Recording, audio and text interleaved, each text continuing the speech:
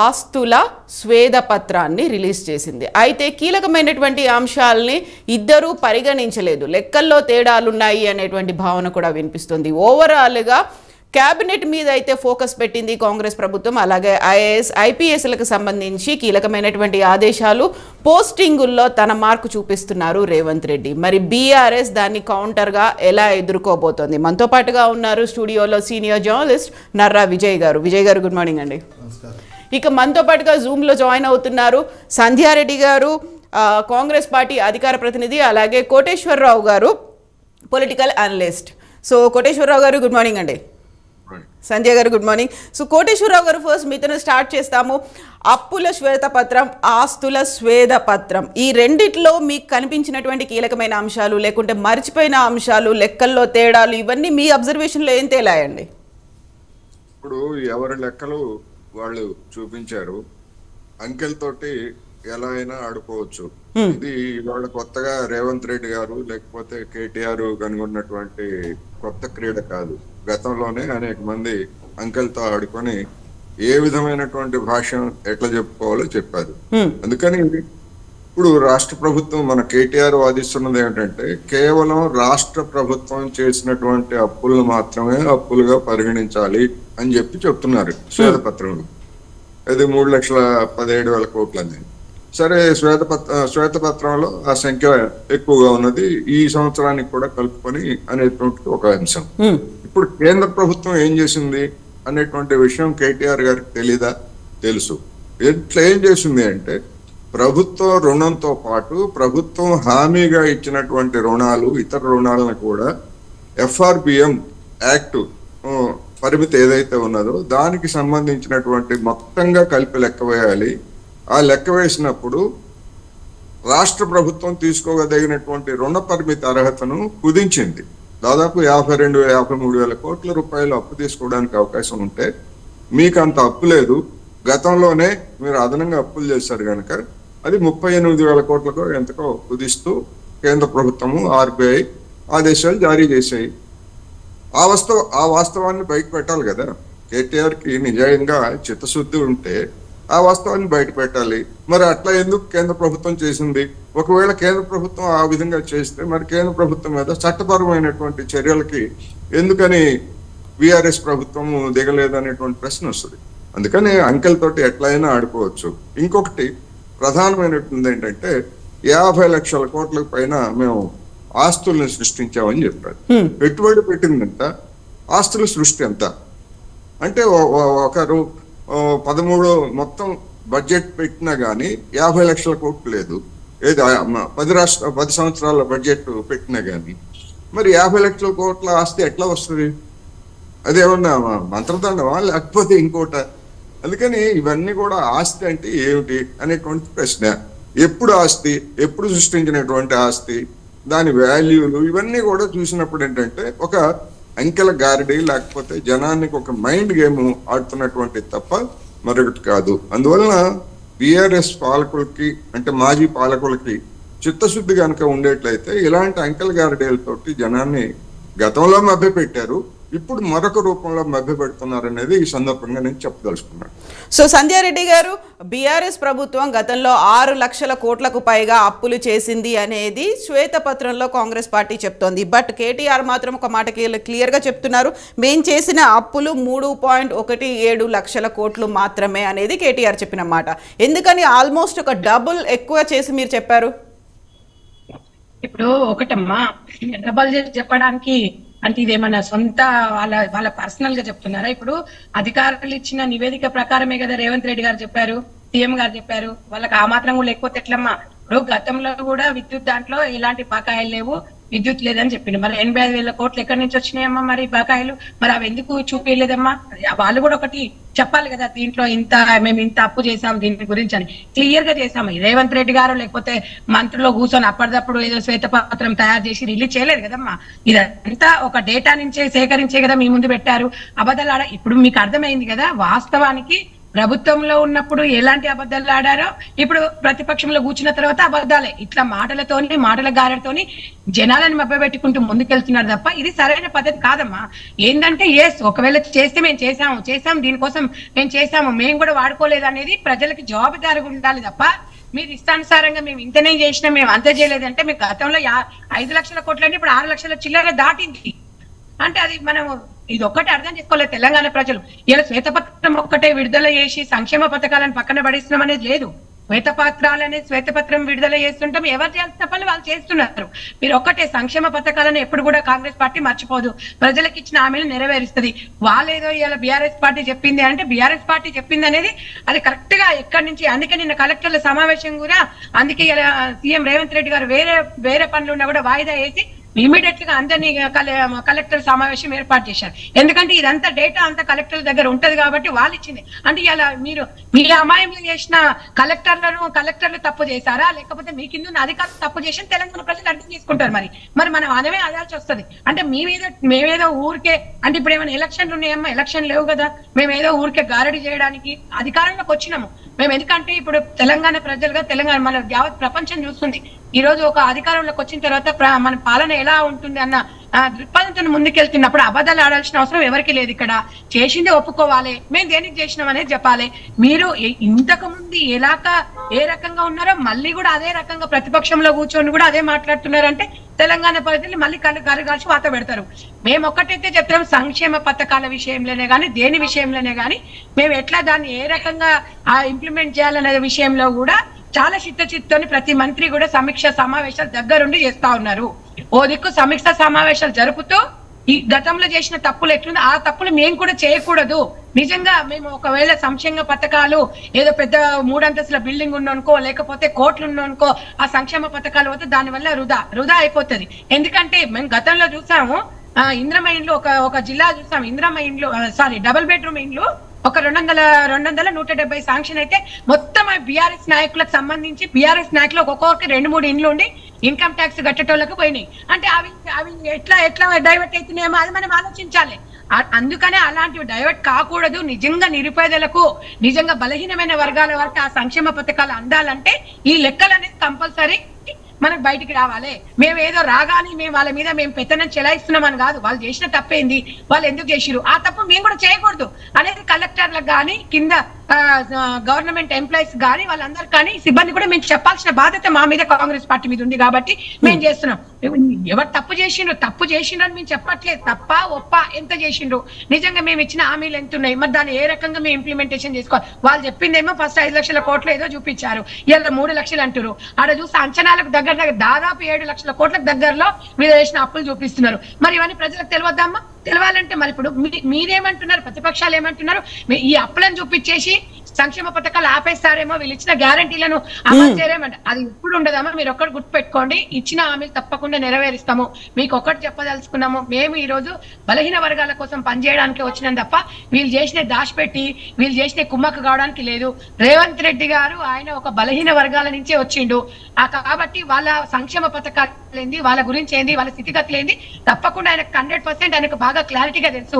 ఇవాళ ఉన్న మంత్రులు కూడా ఏ విషయంలో కానీ గత అనుభవం ఉంది వాళ్ళకు, అనుభవానికి అనుకూలంగానే వాళ్ళు ముందుకెళ్తారు తప్ప ఎవరికి తొత్తు పలకడానికి ప్రజల కోసం పనిచేయడానికి ముందుకున్నాము, మేము చేస్తాము. మీరు ఎంతసేపటికి కాంగ్రెస్ పార్టీ వచ్చి 15 రోజులు అధికారంలోకి వచ్చి కాలేదు, మీరు మా మీద దాడి చేయడం అనేది ఎంతవరకు అమ్మా? మీ సలహాలు సూచనలు వాళ్ళు ఇవ్వాలి కదా, మనకు ఇవ్వాలి, టైం ఇవ్వాలి. మీరు ఏం చేసిండు అనేది ప్రజలకు మీకెందుకు బాధ? మీరు చేసిండ్రు ఏంది, మీకోసం చేయలేదు అంటున్నారు కదా, మేమేం వాడుకోలేదు, మేమేం దొంగ పనులు చేయలేదు అని చెప్తున్నారు కదా. దొంగ ఏంది లంగేంది ఇప్పుడు అన్ని బయటకు వస్తాయి కదా, మీరెందుకు బాధపడుతున్నారు, మీరెందుకు టెన్షన్ పడుతున్నారు? మీకు ప్రజల కోసం చేసినప్పుడు ప్రజలకు అప్పు చేస్తామని చెప్పండి. కానీ మీరు ఏదో మేమేం అనక ముందుకే మీరే భుజాలు తడుకుంటే మేము దానికి ఏం సమాధానం చెప్తాను చెప్పండి అమ్మా? మాకు ప్రజల అధికారం ఎందుకు ఇచ్చారు? నిజంగా మంచి కాంగ్రెస్ పార్టీ వస్తే మంచి పథకాలను అమలు పరుస్తుంది, మంచిగా ప్రజల కోసం ఆలోచిస్తుందని ఒక దాంతో కానీ ఈ కాలయాపన చేసి పాలనని పక్కన పడేయడానికి మేము ముందుకు రాలేదు. ఇలా ఏ పార్టీ అయినా ఎవరైనా కూడా ప్రతిపక్షంలో ఉన్న ప్రతిపక్షం కూడా స్ట్రాంగ్ గా ఉండాలని సీఎం గారు చెప్తా ఉన్నారు. ఎందుకంటే ప్రతిపక్షాలలో స్ట్రాంగ్ గా ఉండాలి, మేము ఏదైనా చేసిన మీరు సరిదిద్దాలని ఇవాళ కిషన్ రెడ్డి గారు కూడా ఫోన్ చేసి మాట్లాడారు. నిధులు ఎందుకు మాకు ఇవ్వట్లేదు, నిధులు అది ఒకసారి ఆలోచించమని చెప్పి చెప్పారు. గతంలో ఎప్పుడైనా బీఆర్ఎస్ పార్టీ నాయకు సంబంధించి బీజేపీతో సఖత్తుతో కూర్చొని తెలంగాణకి ఇంత రావాలని చెప్పారా? వాళ్ళు ఢిల్లీకి పోయినప్పుడు ఎవరు పోతుండ్రు, ఎందుకు పోతుండ్రు అనే విషయం కూడా బయట పెట్టారు. సొంతంగా పోతే మాకు సంబంధం లేదు. మీరు గవర్నమెంట్ నిధులు వాడుకొని అన్ని బుక్ చేసుకొని మంత్రులను తీసుకొని మీరు ఎంపీలను తీసుకొని మీరు ఢిల్లీకి పోయినప్పుడు అక్కడ ఏం చేస్తున్నారు అనేది ప్రజలకు తెలియద్దమ్మా? ఎందుకు మీరు పెడుతున్నారు? అవునా కదా చెప్పండి అమ్మా. ఇలాంటివన్నీ పక్కన పెట్టకుండా ఇలా కిషన్ రెడ్డి గారు కాదు, మేము ఒకటే కొండ సురేఖ గారు కూడా ఒకటే అసెంబ్లీలో చెప్పారు, మేము కేంద్రంతో కరెక్ట్ గా ఉంటాము, మేము వాళ్ళని బదలాం చేయం, మీరు బదలాం చేసిన మేము చెయ్యము, వాళ్ళ దగ్గరనే రావాల్సిన నిధులు మేము తీసుకొస్తాము తెలంగాణ ప్రజల కోసము. వాళ్ళతో సరే ఎలక్షన్స్ అయిపోయినాయి, అధికారం బీజేపీ ఉంది, ఏ పార్టీ ఉండే వాళ్ళతో సఖ్యతతో ఉండాలి. ఎందుకంటే కేంద్ర రాష్ట్ర ప్రభుత్వాలు సఖ్యతతో ఉంటేనే పాలన కరెక్ట్ గా నడుస్తుంది. అంతా మేమే రాజు కర్త క్రియ కన్నీ మేమే, మాకు ఎవరు లేడు మేమే అన్నట్టుగా ఉంటే ఇలా 5 లక్షలు రేపు భవిష్యత్తులో 10 లక్షలు 20 లక్షల కోట్లు వస్తుంది. అదంతా ఎవరి మీద వేస్తామమ్మా? ప్రజల మీద వేస్తాం. కాబట్టి అలాంటి తప్పులు జరగకుండా ఒక మంచి పాలన అందించాలనే ఉద్దేశంతో ముందుకెళ్తున్నారు తప్ప ఎవరి మీద కక్షపూరితంగా చేసే పనులు అయితే కాదమ్మా. ఎస్ అండి, మనతో పాటుగా నర్రా విజయ్ గారు ఉన్నారు, సీనియర్ జర్నలిస్ట్. సో విజయ్ గారు, సంధ్యారెడ్డి గారు చెప్తున్న మాట, ఇవి అధికారులు చెప్పిన లెక్కలే తప్ప మా అంతటా మేముగా చేసిన లెక్కలు కాదు అనేది. అయితే ఇక్కడ ఒక కీలకమైనటువంటి ఇంకో అంశం కూడా కనిపిస్తోంది. అసెంబ్లీ సమావేశాల సమయంలో తెలంగాణ ఆస్తులు అంటూ 51 పేజీల పుస్తకాన్ని బీఆర్ఎస్ రిలీజ్ చేసింది. ఆ తర్వాత శ్వేతపత్రం రూపంలో కూడా 44 పేజీల పుస్తకాన్ని రిలీజ్. అందులో లెక్కల్లో తేడాలు కనిపిస్తున్నాయి, బీఆర్ఎస్ కూడా ప్రాపర్గా ఇవ్వలేదు అనేటువంటి వాదన కూడా వినిపిస్తోంది కదా. లెక్కలకు సంబంధించినటువంటి చూసినట్లయితే అప్పులు ఇదంటున్నారు. ఇప్పుడు కాంగ్రెస్ పార్టీ వచ్చి 15 రోజులు అవుతుంది. 15 రోజులలో 1400 కోట్ల అప్పు తీసుకుంది. 1400 అంటే రోజు దాదాపు 100 కోట్లు, గంటకు 4-5 కోట్ల అప్పు తీసుకుంది. అంటే అప్పు తీసుకున్నంత మాత్రం అది కాదు. ఈ అప్పులేంది, మనకు 2014లో వచ్చిన సందర్భంలోనే వీళ్ళు బడ్జెట్ అప్పుడు FRBM పరిధికి సంబంధించినటువంటి 75,000 కోట్ల అప్పు ఉంది. ఇక కార్పొరేషన్లు ఇవన్నీ చూసుకుంటే అవి మిగతా అదొక 1,10,000 కోట్ల అప్పుతోటి తెలంగాణ వచ్చింది. 1,10,000 కోట్ల అప్పుతోటి తెలంగాణ వచ్చినటువంటిది. ఏది మీరు అన్నట్టు FRBM మిగతా దాటినటువంటి కార్పొరేషన్లు కూడా చూసుకున్నట్లయితే ఇప్పుడు కూడా ఏంది, FRBM పరిధి ఎప్పుడు FRBM పరిధికి లోపు ఉన్నటువంటి లోన్లు మాత్రమే అవి రాష్ట్ర అప్పులు, రాష్ట్ర బడ్జెట్కి సంబంధించినటువంటి అప్పులు 3 లక్షల కోట్లు. ఇది గతంలో 78,000 కోట్లు కూడా తీసేస్తే వారసత్వంగా వచ్చినటువంటి అప్పులు కూడా తీసేస్తే 3 లక్షల కోట్లు. ఈ FRBM పరిధి ఎప్పుడు కేంద్ర ప్రభుత్వం సవరించింది? 2021-22 బడ్జెట్ సంవత్సరం నుంచి FRBM పరిధి కార్పొరేషన్ల లోన్లు కూడా FRBM పరిధిలోకే వస్తాయి అనేది సడన్ గా రాష్ట్రాల మీదనే, ఒక్క తెలంగాణ కోసం కాదు, భారతదేశంలో ఉన్నటువంటి మిగతా అన్ని రాష్ట్రాలకు వర్తించే విధంగా చేసింది. మళ్ళీ అదే కేంద్రానికి సంబంధించినటువంటి దాంట్లో పెట్టుకోలేదు.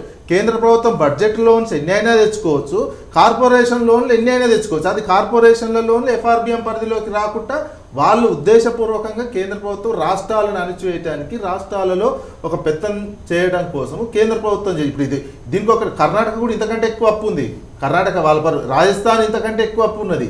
ఈ అప్పు ఏ ఆరోగ్యకరంగా ఉందా లేదా అనేది RBI చెప్పిన లెక్కలే కదా. చెప్పింది ఏంది, మన GSDPకి అప్పులు పోల్చాలి. GSDP నీకు 13.5 లక్షల కోట్ల GSDP మన తెలంగాణ. అప్పు ఎంత? అప్పు బడ్జెట్ అయితే 3 లక్షల కోట్లే. FRBM పరిధిదే చూసుకోవాలి. అప్పుడు ఏదో 3,89,000 ఏది వారసత్వంగా వచ్చి. అయితే ఇక్కడ మీరు చెప్పినటువంటి రాజస్థాన్ కావచ్చు, కర్ణాటక కావచ్చు, ముందు నుంచి ఉన్నటువంటి రాష్ట్రాలు, తెలంగాణ ఏర్పడిన రాష్ట్రం కొత్తగా, అంటే 9 ఏళ్లే అవుతోంది కదా, అక్కడ వారసత్వంగా చూస్తారా ఎలా? మనకు వచ్చిన అప్పు కానించే చూసుకోవాలి కదా. అప్పుడు ఉమ్మడి రాష్ట్రం అయితే అప్పుడు ఇంకెక్కువ అప్పు. ఇప్పుడు కంబైన్డ్ స్టేట్ చూసినట్లయితే 72,000 మనకు FRBM పరిధి నుంచి వచ్చిన 75,000 కోట్లు అది మన రాష్ట్రానికి. అప్పుడు ఉమ్మడి ఆంధ్రప్రదేశ్ విభజన ఆంధ్రప్రదేశ్ పోయినప్పుడు వేరే, అంటే అప్పటికే ఉమ్మడి ఆంధ్రప్రదేశ్ కలిపే కాంగ్రెస్ పార్టీ FRBM పరిధి బడ్జెట్ రుణాలే 1,50,000 కోట్ల దాకా ఉన్నట్టు ఉన్నాయి. మనకి 72,000 కోట్లు వచ్చినాయి అంటే ఆంధ్రప్రదేశ్కు 51% పోయి ఉంటాయి కదా. అంటే ఇంకొక 80,000 కోట్ల 90,000 కోట్లు, అంటే దాదాపు 2 లక్షల కోట్లు. 2 లక్షల కోట్ల అప్పుతోనే ఉమ్మడి ఆంధ్రప్రదేశ్ ఉంది. అప్పుడు ఉన్నటువంటి నేపథ్యంలోనే మన ఈ తెలంగాణకు వచ్చినటువంటిది. ఇప్పుడు వచ్చి ఏం చేసిరు, నీకు అప్పుడేంది, అప్పుడు ఉన్నటువంటి 1,00,000 కోట్ల అప్పు ఉంటే GSDP ఎంత? GSDP అప్పుడు ఉన్నది 4.5 లక్షల కోట్లు మాత్రం. ఇప్పుడు GSDP ఎంత? 14 ఇప్పుడు నెక్స్ట్ మార్చ్ ఎండింగ్ వరకు వచ్చేది 14.5 లక్షల కోట్ల జిఎస్డిపి. అప్పులు ఎంత? ఎఫ్ఆర్బిఎం పరిధి చూసుకున్నట్లయితే 3,89,000 కోట్లు. డెట్ రేషియో చూస్తే అది 30-35% ఉన్నది. ఒకవేళ జిఎస్డిపి చూస్తే ఏది 2000 కరోనా వచ్చిన తర్వాతనే జిఎస్డిపి డెట్ రేషియో మనకు 25% లిమిట్. ఆ 25% లిమిట్ కూడా ఎప్పుడు దాటిందంటే కరోనా వచ్చిన తర్వాత 21-22 బడ్జెట్ తర్వాతనే మనకు అది దాటింది. ఆ లెక్కలు చూస్తే ఆర్బీఐ ఇచ్చినటువంటి ఏది శ్వేతపత్రం అసెంబ్లీలో పెట్టిన శ్వేతపత్రంలో ఉంది. ఇదంతా ఏ అప్పు కింద కూడా కార్పొరేషన్ అప్పైంది, ఈ అప్పైంది అని ఇచ్చినట్టు.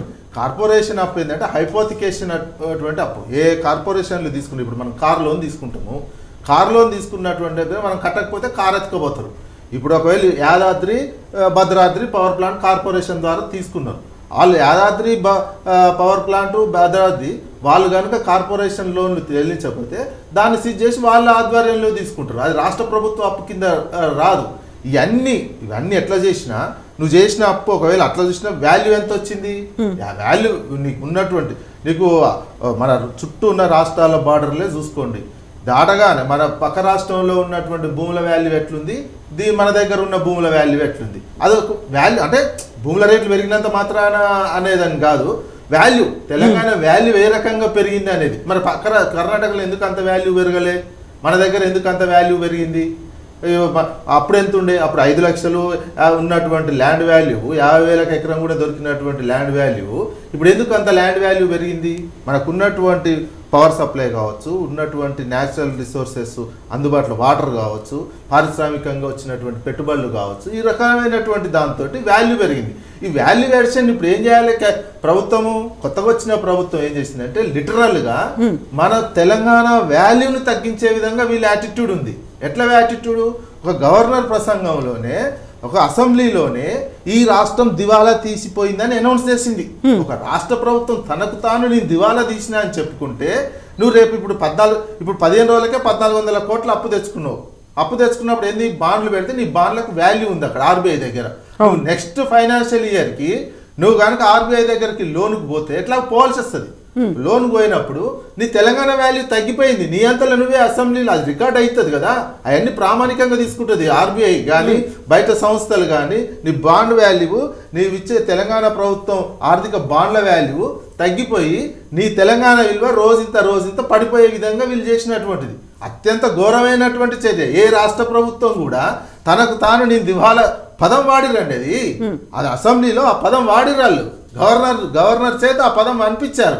దివాలా తీసింది అంటే నీ తెలంగాణ వాల్యూ నీవు తగ్గించుకొని ముందుకు పోతున్నావు. అంటే ఉన్నటువంటి పరపతిని తగ్గించుకోవడం వల్ల తెలంగాణకు నష్టమా లాభమా? నువ్వు ఉద్దేశపూర్వకంగా పెట్టినటువంటిది. మీరు ఏం చేయాలి? మీరు అట్లాంటప్పుడు అప్పులు ఆపిరా? అప్పులు నువ్వు రోజుకు గంటకు 4-5 కోట్ల అప్పు చేస్తున్నావు. ఇప్పుడు గంటకు 4-5 కోట్ల అప్పు చేసినా నీకు రైతు బంధు ఇప్పటి వరకు వేయలేకపోయినావు. ఎకరం ఉన్న వాళ్ళకే వేయలేకపోయినావు. అంతకుముందు ఏం చేసినావు? ఆ డబ్బులు రైతు బంధు కోసం ఎన్నికలకు ముందు ఉన్నటువంటి తయారు చేసినటువంటి డబ్బులు ఏం చేసిర్రు? వీళ్ళు కాంట్రాక్టర్లకు బిల్లులు ఇచ్చుకున్నట్టు తెలుస్తుంది. మరి ఆ బిల్లులో కాంట్రాక్టర్ ఇచ్చుకోండి, రైతులకేమో ఆపేస్తారా? నీకు వాల్యూ పెరిగింది. మీరు ఏం చేయాలి? నెక్స్ట్ ఏం చేయాలంటే తెలంగాణ కొత్తగా వచ్చినటువంటి ప్రభుత్వము అటాకింగ్గా మొదలు పెడుతుంది. ప్రతిపక్షం మీదనే దాడి చేస్తున్నారు తప్ప మీరు ఏం చేస్తారో చెప్పట్లేదు. ఇప్పుడు శ్వేతపత్రంలో కూడా మీరు ఏం చేస్తారు? మీరు కింద శ్వేతపత్రంలో 100% చెప్పారు. ఇప్పుడు ఉన్నటువంటి పరిస్థితుల్లో మీరు సంక్షేమ ఆర్థిక కార్యక్రమాలకు ఇంత ఖర్చు పెట్టలేము, ఇది చేయలేము. అదేవిధంగా విద్యుత్ మీద ఇచ్చిన శ్వేతపత్రంలో కూడా మేము 24 గంటల కరెంట్ అన్ని రంగాలకు ఇస్తాము అని మాత్రం ఆ శ్వేతపత్రంలో చెప్పలేదు. మీరు ఏం చేస్తారో చెప్పలేదు. మీరు ఉన్నటువంటి ఆస్తులు చూడండి, నీకు ఉన్నటువంటి వాల్యూ. ఇప్పుడు తెలంగాణ వాల్యూ వాస్తవానికి కూడా 50 లక్షల కోట్లకు ఎక్కువనే ఉంటుంది. మీరు దాని వాల్యూ పడిపోకుండా దాన్ని మరింత పెంచే విధంగా మీరు ఏ రకంగా చేస్తారు? ప్రజలకు నిరంతరం అందాలి. సంక్షేమమే కాకుండా అభివృద్ధి కార్యక్రమాలు మీరు ఏం చేస్తారనేది చెప్పాలి. మీరు రాగానే ఫార్మాసిటీది రద్దు అన్నారు. రద్దు అయిపోతే ఇప్పుడు ఏమైంది? ఎమ్మటే రియల్ ఎస్టేట్ పడిపోయేటువంటి సిచ్యువేషన్ తెలంగాణకు వచ్చింది. రియల్ ఎస్టేట్ పడిపోతే ఎవరికి నష్టం? ఇప్పుడు ఫార్మాసిటీ రద్దు అనగానే ఊరుకుంటారా? అక్కడ రైతులు కేసులు వేస్తారు. నువ్వు తీసుకున్న భూములు తీసుకున్నారు, ఫార్మాసిటీ ఒక ఉపాధి అవకాశాలు కలుపుతాయని చెప్పి తీసుకున్నావు. ఫార్మాసిటీ రద్దు అనగానే ఏమవుతుంది? మొత్తం ఆడ ఉన్న కంపెనీలు రావు, ఇన్వెస్టర్స్. మన ముందే ఫార్మా వాళ్ళే హైయెస్ట్ వ్యాక్సిన్ ఉత్పత్తి చేస్తున్నటువంటి ఇది వరల్డ్ ప్రపంచానికి ఇస్తున్న దాదాపు 30% వ్యాక్సిన్ ఇక్కడి నుంచి వస్తుంది, హైదరాబాద్ నుంచి ఉన్నది. అటువంటిది ఫార్మా మరింత హబ్ కావాలి, వరల్డ్ ప్రపంచ క్యాపిటల్గా అయ్యేటువంటి దశలో ఉన్నటువంటి వేగాన్ని నువ్వు ఒక్కసారి రాద్దంటే ఆ వేగం అంతా తగ్గిపోతుంది. ఇన్వెస్టర్స్ కావచ్చు, ఆ అబ్జర్వ్ చేస్తున్నటువంటి ప్రభుత్వ రంగ సంస్థలు కావచ్చు, ఎవరైనా ప్రపంచవ్యాప్తంగా అబ్జర్వ్ చేస్తుంటారు ఆ రంగంలో ఉన్నటువంటి వాళ్ళు. ఆ అబ్జర్వేషన్ మొత్తం ఒకేసారి కునారిల్లిపోయేటట్టు చల్లారేటట్టు వ్యవస్థ చేసి మీ అవసరాల కోసం, మీరు అవసరాల కోసం ఈ రకంగా చేస్తే తెలంగాణ అభివృద్ధి కుంటుపడుతుంది. ఉన్నటువంటి వేగం అభివృద్ధి వేగాన్ని మీరు ఎంత చేసిన చూడండి. 60 సంవత్సరాలలో తెలంగాణ మీద పెట్టిన ఖర్చు మొత్తం 5 లక్షల కోట్లే. మనకు 1956 అంతకుముందు 1956 నుంచి 2014 వరకు అన్ని ప్రభుత్వాలు, ఎక్కువ కాంగ్రెసేగా పరిపాలించింది, పెట్టినటువంటి ఖర్చు కేవలం 5 లక్షల కోట్లు. అందులో కూడా ఏంది ఇంకా లెక్క తీయాలి, ఉమ్మడి ఆంధ్రప్రదేశ్కి ఎంత పోయింది, ఇటు ఎంత పోయిందని లెక్క తీస్తే కూడా ఇంకా కొంచెం తగ్గే అవకాశం ఉంటుంది. 5 లక్షల కోట్ల ఖర్చు పెడితే ఒక్క 10 ఏళ్లలోనే 12.5 లక్షల కోట్లు.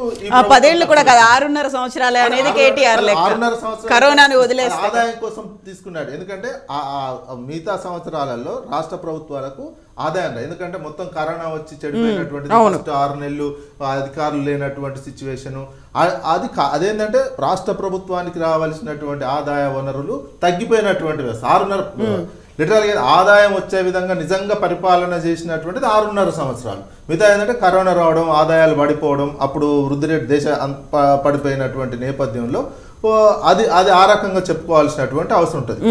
అయినా ఈ 6.5 ఒకవేళ అలా తీసుకున్నా పెట్టినటువంటి ఖర్చు 12 లక్షల కోట్లు. 12 లక్షల కోట్లు అందులో జీతాలు ఇవన్నీ కూడా ఉంటాయి.